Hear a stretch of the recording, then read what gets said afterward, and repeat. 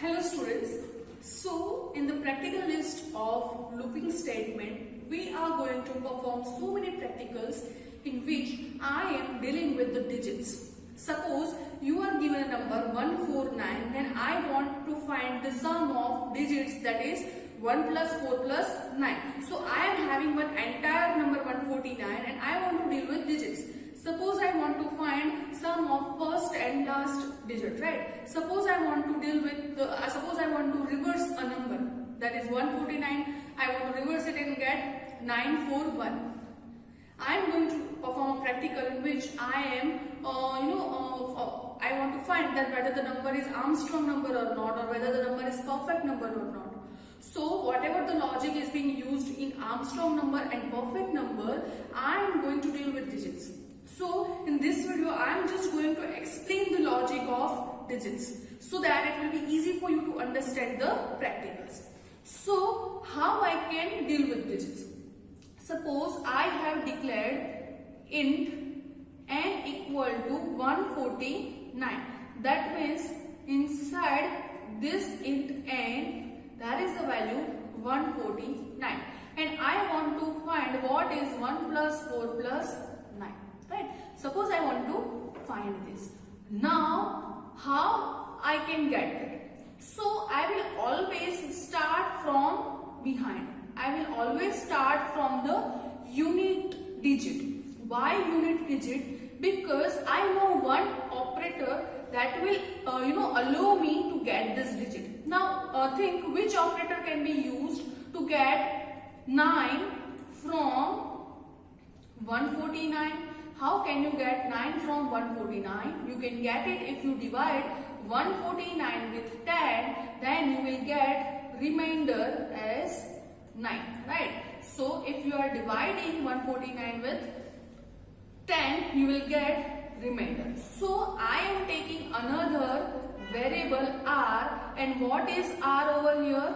R will be 149 modulo say 10, right? So you are not going to do this. We are going to do this with loop, but right now just understand that this r will be 9.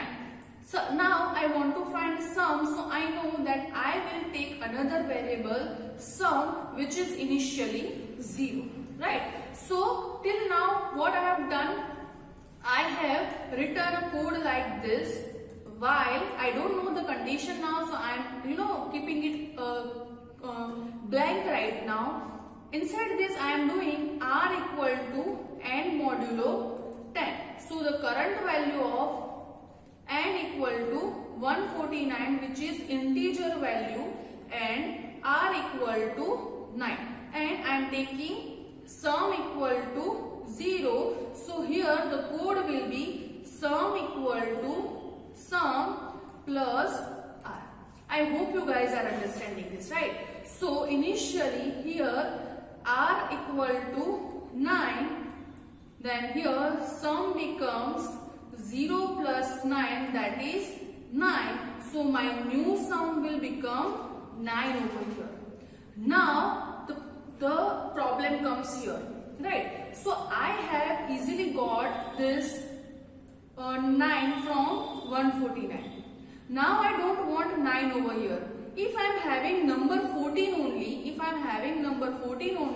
then I can get this 4 from 14.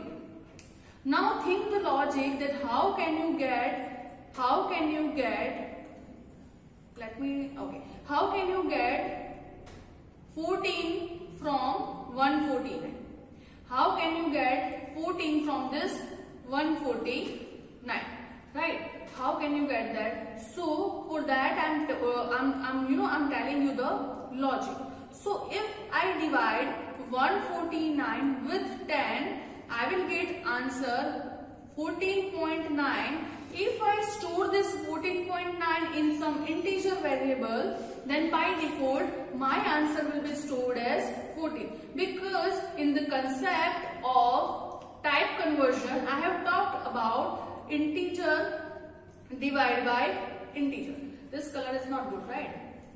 So in type conversion I have written something as integer divide by integer will give answer by default integer. So if I am dividing 149 divided by 10, it will give me answer 14. So how can I get this logic? To get that logic, I have one equation. You can also pause this video and think about this equation. So if I want to get them, how can I write it? So if I write n equal to n divided by 10, then what it will do? It will just divide 149 with 10, answer will be 14. This 14 is stored to this n. So now at this equation, my new n become n equal to 14. So now my n is just 14. So after first iteration, this is the values. These are the values, right? After first iteration. There will be condition, but I don't know about condition yet. But I know that I have still 2 digits 1 and 4 to deal with, right? I also want to add 1 plus 4. So now I want this 4. How can I get them? Now new n is 4. So here what will happen? 14 modulo 10. That is when I am dividing 14 with 10. What will be the remainder? Remainder will be 4. So now I get 4 over here. So in second iteration I am getting 4. Here it will be sum. Here it will be old sum. Here it will be old sum, that is 9. So 9 plus r is 4 right now. So my new sum becomes 13. So here it becomes 13. Right? And now it will do n equal to n divided by 10. So it will do 14 divided by 10, that is 1.4, but I will just get answer as 1. So now it becomes 1. So at the end of this iteration, my n become 1. I still want this 1 as a digit. So what can I do? I can divide 1 with 10. What I am doing? I am dividing 1 with 10, and always remember that whenever you are dividing smaller number with the larger number, the remainder will be as it is. So if you are dividing any 1, 2, 3, 4, 5, 6, 7, 8, 9, up to 9, whatever number you divide with 10, you will get remainder as it is. So here, whenever you are writing, say 1 modulo 10 or 2 modulo 10 or 3 modulo 10 up to 9 modulo 10, you will get answer 1, 2, 3 respectively. For this you will get 9. So I know that how I can get. So here whenever I am doing modulo operation, so my current value of n is 1. So here my remainder will be 1 only. So now here my remainder will be 1. So r become 1. Here it will do sum equal to current value of sum, that is 13, plus remainder, that is 14. So my new sum become 14. So here it will do sum equal to 14 and r equal to 1. Right? So this was after second iteration. It was third iteration, right? So let me erase this confusing term. So after first iteration I was getting sum, then after second iteration and after third iteration I am getting this current values, right? So I am getting this current values after the iteration. So now at this stage what will be the value of n?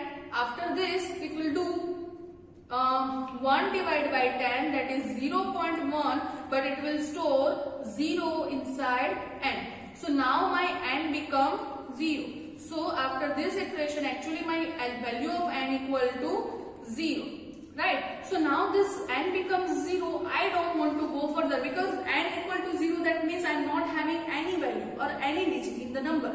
So what will be the condition? N greater than 0. I am going to do this task for n greater than 0 only. So now you know that if you have number say 1, 3, 3, 7, first iteration will get 7 as remainder. Then you are going to do sum equal to 0 plus 7, that is new sum become 7. Now your n become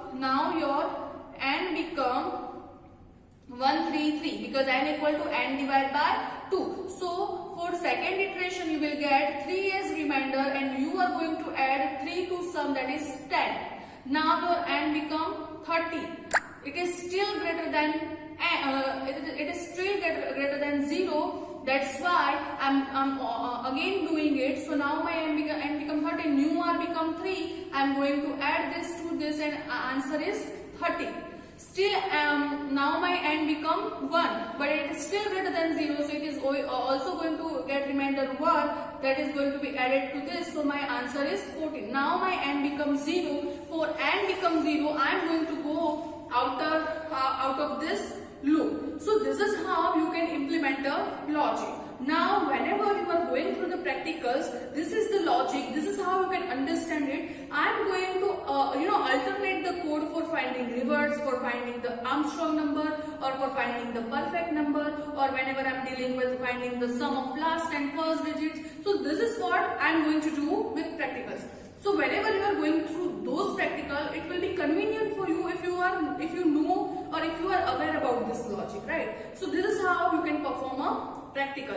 You can perform it using while loop as well as with for loop, but most of the students perform it with while loop because it is very easy.